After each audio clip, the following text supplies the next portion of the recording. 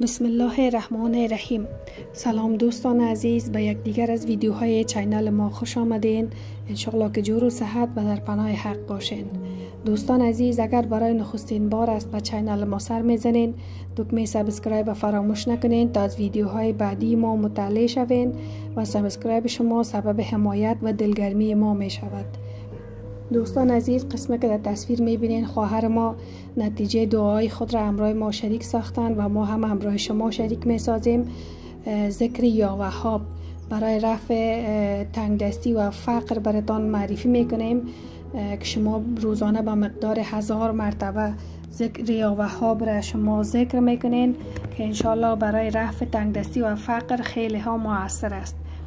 و یا ای که یک ختم دیگر است، ختم سوره کوثر روز چهارشنبه 41 بار، هر بار با بسم الله الرحمن الرحیم شروع میکنین و این ختم را میخوانین و در اول و آخرش حتما درود شریف و ذکر یا وهاب به کثرت ذکر میکنین.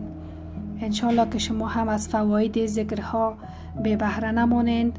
دوستان عزیز، این ذکرهایی که براتون معرفی کردیم هر دو برای رفع فقر و تنگدستی می باشه که همه ما نتیجه گرفتیم و این بار همراه شما هم شریک ساختیم.